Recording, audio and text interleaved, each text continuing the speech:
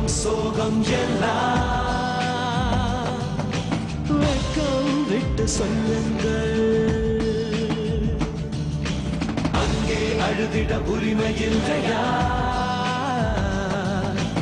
இங்கே வந்து அழுதிடுங்கள்.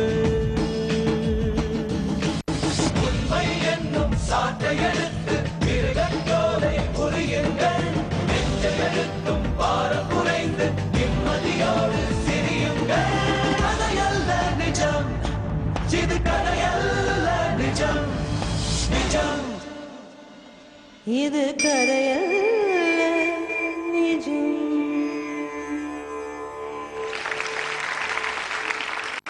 எல்லா அன்பு உள்ளங்களுக்கும் என்னுடைய பணிவான வணக்கங்கள். சாதாரண பெரியவங்க வீட்டுல சொல்லுவாங்க பாத்தீங்களா, 4 பேர் மதிக்கிற மாதிரி வாழணும்னு.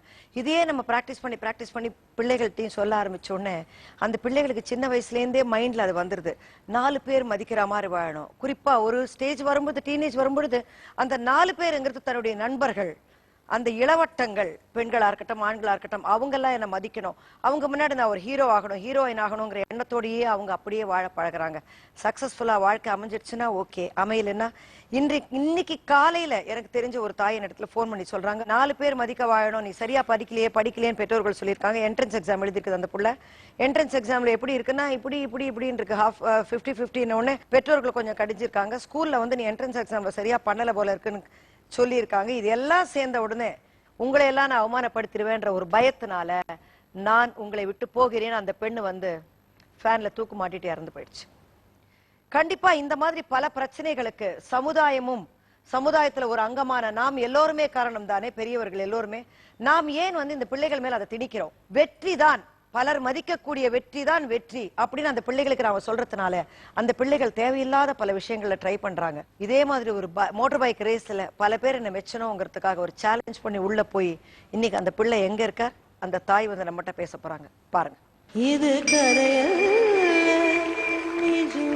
கனவுகளை சுமந்துகிட்டு வாழ வேண்டிய, காதலியும் சுமந்துகிட்டு வாழ வேண்டிய வயசுல கருகி போன ஒரு சிறுவன் தான். 19 வயசான கூட அது சிறுவன் தான் நான் சொல்ல முடியும். ராஜேஷோட பெற்றோர்கள் தான் இங்க வந்து உட்கார்ந்துருக்காங்க. சிவகுமாரி, ரவிக்குமார். சார் நீங்க என்ன வேலை செய்யறீங்க சார்? டிரைவரா இருக்கேன் மேடம். அம்மா உங்களுக்கு எத்தனை பிள்ளைங்க மொத்தம்? 2 பையன் ஒரு பொண்ணு. மூத்த பையன் தான் ராஜேஷ். என்ன இன்ட்ரெஸ்ட் இருந்துச்சு சார் ராஜேஷ்க்கு? ராஜேஷ்க்கு வந்து பைக் ஓட்டணும் தான் இன்ட்ரெஸ்ட். டான்ஸ்ல ரொம்ப இன்ட்ரெஸ்டா இருந்தான். டான்ஸ் ரொம்ப நல்லா பண்ணுவான். எது வரைக்கும் படிக்க வச்சுங்க? 7வது வரைக்கும் படிக்க வச்சிருக்கோம். அதுக்கப்புறம் படிக்க மாட்டேன்ட்டா. அவனுக்கு படிப்பு ஏறல. அவனோட பிரச்சனை என்ன? அவனுக்கு என்ன ஆசைகள் இருந்தது? நடந்த பிரச்சனை என்ன? அவன் ரேஸுக்கு தான் போகணும்னு சொல்லி ஆசைப்பட்டான். என்ன ரேஸுக்கு? அது பைக் ரேஸ் தான். பைக் ரேஸ்னா இந்த சோழாவரம் பக்கம் அந்த பக்கம் போறது? அங்கெல்லாம் போக மாட்டாங்க. இங்க பீச் ரோட்லயே பண்ணுவாங்க. பெசன்ட் நகர்ல அங்க ஒரு பைக் ரேஸ் நடக்குதா? அங்கேயும் பண்றாங்க பசங்க. அது தடுக்கப்பட்டதுன்னு சொன்னாங்களே ஒரு 2 வருஷம் முன்னாடியே. இல்ல நடக்குது. எப்ப போனாரு? என்ன ஆச்சு அவருக்கு? நியூ இயர் அன்னைக்கு போனாரு. நியூ இயர் அன்னைக்கு நைட் 31ஆம் தேதியா? 31ஆம் தேதி ஒரு 11 மணிக்கு போனாரு. ஃப்ரெண்டோட 3 பேர் போயிருக்காங்க. அதன பெட் கட்டி போறது? அது பெட் கட்டி இல்ல, இவங்க வந்து இந்த ஈசிஆர் ரோட்ல போயிருக்காங்க, ஃபாஸ்டா போயிருக்காங்க. இவர் வந்து பின்னாடி லாஸ்ட்ல உட்கார்ந்திருக்காரு. ஓ, இவர் பைக் ஓட்டல. இவனும் ரேசர் தான், ஃப்ரெண்டுங்களும் ரேசர் தான். சும்மா அந்த விளையாட்டுக்காக நீ ஃபாஸ்டா போறியா நான் ஃபாஸ்டா போறியான்னு ரேஸ் எடுக்கிறது வேற. அன்னைக்கு அந்த மாதிரி போல 3 பேர் பைக்ல போயிருக்காங்க. இந்த நியூ இயர்க்காக போயிருக்காங்க. நியூ இயர்க்காக போன அந்த ஃபாஸ்டா போயிராங்க. ரேஸ்னா அதுக்குன்னு ஒரு போட்டி இருக்கும், அதுக்குன்னு ஒரு விளையாட்டு மாதிரி பெட் கட்டிக்கலாம், அதெல்லாம் உண்டு. அதுக்காக போகல. அன்னைக்கு அதுக்காக போகல. ட்ரிங்க் பண்ணிருந்தாரா? அன்னைக்கு 3 பேருமே பண்ணிருந்திருக்காங்க. 3 பேருமே ஹெல்மெட் போட்டுக்கல. ஹெல்மெட் கிடையாது. தப்பா நினைக்கலன்னா அவருக்கு 20 வயசு இருக்குமா? 20 வயசு. கேர்ள் ஃப்ரெண்ட் இருக்கா? இல்லையா? கிடையாது. என்னதான் இன்ட்ரெஸ்ட் அவருக்கு?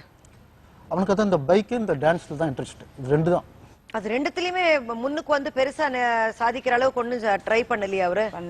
நீங்க வந்து எப்பப்பா இது பண்ற தப்பு, நீ இந்த மாதிரி போயிருக்க கூடாதுன்னு ஏதாவது சொல்லிருக்கீங்களா? சொல்லிருக்கோம். வானா இதெல்லாம் தேவையில்லாது அப்படின்னு. இல்ல நான் இப்போ சும்மா தான், நான் வெளியே தான் போறேன் அப்படின்னு சொல்லிட்டு இதுமாரி ரேஸ் விளையாட போவான். பசங்க கூட இருக்குதுங்க, ரேஸுக்கு போய்க்கிறான் ராஜி அப்படின்னு சொல்லுவாங்க.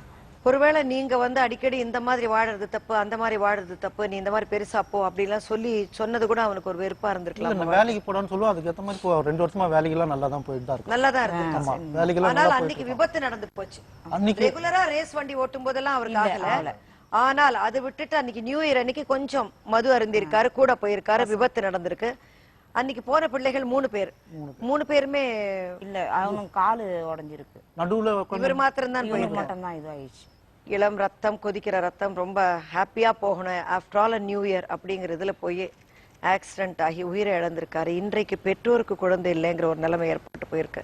உங்க சோகத்துக்கு எதுவுமே நாங்க வந்து ஈடா சொல்ல முடியாது. ஆனால் மனசை தேத்திக்கங்க. இந்த மாதிரி ரேஸுக்கு போற பிள்ளைகளை வந்து கொஞ்சம் இனிமே போகாதீங்கன்னு சொல்றதுக்காவது நீங்க இவ்வளவு தூரம் வந்திருக்கிறது ரொம்ப சந்தோஷம். நன்றி அம்மா. ஒருவேளை ஏதாவது தவறு நடந்தால் உங்களால தாங்கிக்க முடியுமா இறைவனோட அருள் அப்படின்னா? மேடம் நான் இப்போ குமரின்னு இருக்கிறேன் மேடம். தாங்க முடியுமா உங்களால?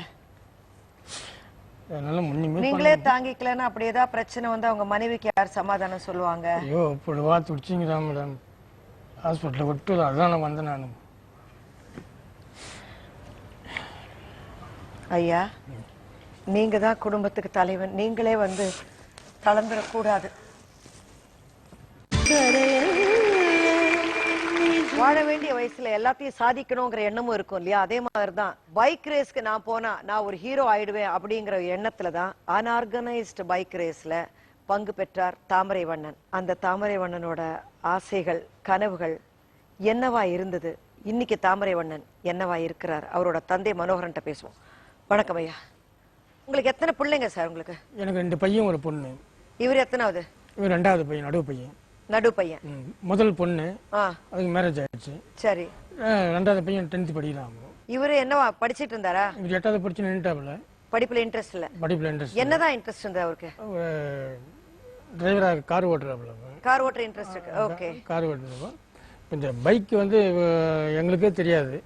பைக் ஒன்று வாங்கி கேட்கும் போதெல்லாம் எனக்கு ஃப்ரெண்டுன்னு சொல்லியிருந்தாங்க. பரிசில் பார்த்தா இவன் தான் வாங்கி அந்த பைக்கை ரேஸ் அவரே காசு கொடுத்து வாங்கியிருக்காரு. வாங்கியிருக்கிறார். வாங்கி எங்களுக்கு தெரியாது. அந்த ரேஸில் போகிற மாதிரி வண்டியை ரெடி பண்ணியிருக்காங்க. இது வரைக்கும் நாங்கள் ஒரு நாள் கூட நாங்கள் பார்த்ததில்லை. அதை இவன் பல பேர் சொல்லியிருக்கிறாங்க. இதுமாரி மகாபலிபுரத்தில் போய் ரேஸ் நடத்துறதா கேள்விப்பட்டிருக்காங்க.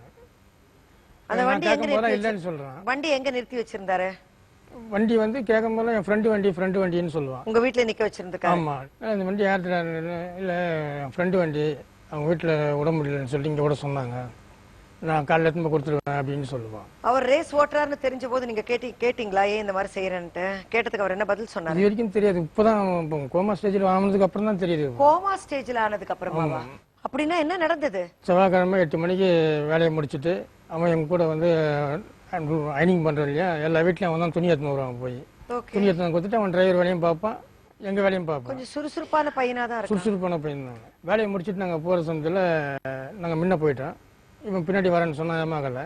இவன் எமகால போய் நான் கொஞ்சம் தூரம் டிடிக்கு ரோட்டில் தான், டிடிக்கு ரோடு ஃபர்ஸ்ட் கிராஸ் ரோடு ஸ்ட்ரைட்டாக போயிட்டு இது நந்தன சிக்னல்லேருந்து அவனும் பொறுமையாக தான் வந்தான். நாங்கள் முன்ன போகிறோம், இவன் பின்னாடி வந்தான். நந்தன ஹாஸ்டல் காலேஜ் இது தாண்டின உடனே கொஞ்சம் ஃபாஸ்ட்டாக போயிருக்கிறான். நாங்கள் அந்த மணி கரெக்டாக ஒரு 8:30 மணி இருக்கும் ராத்திரி. அந்த ஒய்எம்சி காம்பவுண்டு தவறினோடனே நாங்கள் அவ்வளோ ஹைட்டில் தூரத்தில் பார்க்கல. நான் அதுக்குள்ளே போய் ஆக்சிடென்ட் ஆகிட்டு இருக்கிறோம். நானும் இப்போ வேகமாக போயிருக்கிறோம். ஹெல்மெட் வேற போடல. எனக்கு கண்ணு கட்டின தூரத்துக்கு போயிட்டான். அப்போ கொஞ்ச நேரத்துக்குள்ளே பார்த்தாக்கா ஒரே கூட்டமாகுது, டிராஃபிக் ஜாம் ஆகிடுச்சு. நாங்கள் வண்டி மூலமாக பேசினே போகிறோமா பார்த்தாக்கா டிராஃபிக் ஜாம் ஆகுது அப்படின்னு சொல்லிட்டு வண்டியை ஓரமாக கட்டிட்டு பார்த்தாக்கா அவன் நடு ரோட்டில் ஊந்துருக்குறான். எங்களுக்கு எங்கள் பையன்னு எனக்கு தெரியாது. ஐயோ, நேச்சராக நாங்கள் 2 பேரும் பேசினோம். பாவம் யாருன்னு தெரியல, ஆக்சிடென்ட் ஆயிடுச்சுன்னு சொல்லிட்டு வண்டி ஓரமாக விட்டு யாருன்னு பார்க்கலான்னு சொல்லிட்டு பார்த்தாக்கா கடைசியில் அவனை தூக்கின்னு வராங்க. எல்லாம் 2 வீலரில் போனலாம் ஓரம் கட்டிட்டு நடு ரோட்டில் வந்து தூக்கின்னு வராங்க. தூக்கின்னு வந்து பிளாட்பாரத்தில் வைக்கும்போது பார்த்தாக்கா எங்கள் பையன் கிட்ட ஓடி போய் பார்த்து உடனே தூக்கி எங்கள் ஒய்ஃபு வண்டியில் அங்கேயே போட்டுட்டு அப்படியே ஆட்டோவில் ஏற்றி ஹாஸ்பிட்டலுக்கு எடுத்துன்னு போயிட்டு ஒரு 15 நிமிஷத்தில் போய் அங்கே சேர்ந்துட்டேன் ஹாஸ்பிட்டலில். அது வரைக்கும் மண்டையில் மட்டும்தான் அடிபட்டது, பேக் சைடில். பிளட் எதுவுமே வரல, அவனுக்கு சும்மா லேசாக தான் கசிஞ்சது. இன்டர்னல் இன்ஜுரிஸ் ஆயிருக்கும் சார், உள்ள அடிபட்டிருக்கும். மண்டையில மட்டும்தான்றீங்களே, அதுக்காகத்தான் வந்து ஹெல்மெட் போடணும்னு எல்லாருமே சொல்றது. மண்டையில அடிபடக்கூடாதுங்கிற காரணத்தினாலதான். அதுல ஏற்பட்டுச்சுன்னா நீ பிரச்சனை தானே. ஆட்டோல ஏற்றும் போலாம் பார்த்தா பிளட் எதுவுமே இல்லை. இப்ப என்ன சொல்லிருக்காங்க டாக்டர்ஸ்? கோமா ஸ்டேஜ்ங்கிறீங்க. கோமா ஸ்டேஜில் இருக்கிறான். 4 நாளா அது வரைக்கும் ஒரு விரல கூட அசைக்கலாம். கோமா ஸ்டேஜில் தான் இருக்கிறான். அவங்க தாய் அங்கதான் இருக்காங்க. தாய் அங்கதான் இருக்கிறாங்க. இல்ல அந்த ஸ்பீடா ஓட்டுனது அன்னைக்கு அந்த அளவுக்கு அவர் ரேஸ் எடுத்தது, ரொம்ப ரேஸ் பண்ணி போனது அந்த ரேஸுக்கு ஓட்டி இருக்கிற பழக்கம் தான். அதுதான் அந்த வண்டியில உட்கார்ந்த உடனே குதிரை மேல உட்கார்ந்த ஒரு ஃபீலிங் வந்துரும். அந்த மாதிரி ஓட்டுவாங்க போல இருக்கு. இன்னைக்கு டாக்டர்ஸ் என்னதான் சொல்றாங்க? 10 மணிக்கு வந்து சொல்லிட்டாரு, நீங்கள் சொந்தக்காரெல்லாம் சொல்லி அனுப்பிச்சிருங்க, இனிமேல்ட்டு ஒன்றும் பண்ண முடியாது. நாங்கள் ட்ரை பண்ணுறது பண்ணிட்டு தான் இருக்கிற இது எதுவுமே சரியாக சொல்ல முடியாதுன்ட்டு 4 நாள் ஆகி போச்சு. நீயோட செவ்வாய்க்கிழமை நைட்டு 8:40க்கு எனக்கே தாங்கலப்பா ஒரு பிள்ளைய அப்படி வாரி கொடுக்கறதுக்கு. ஆனா பாராட்டப்பட வேண்டிய விஷயம், மிஸ்டர் மனோகர் வந்து நம்ம கூப்பிட்டோன்னு உடனே bike racing, unauthorised bike racing என் பிள்ளையும் போறாங்க இன்னைக்கு, அதே இதனால போனதுனால தான். பட் இன்னொரு இடத்துல ஆக்சிடென்ட் ஆயிடுச்சு.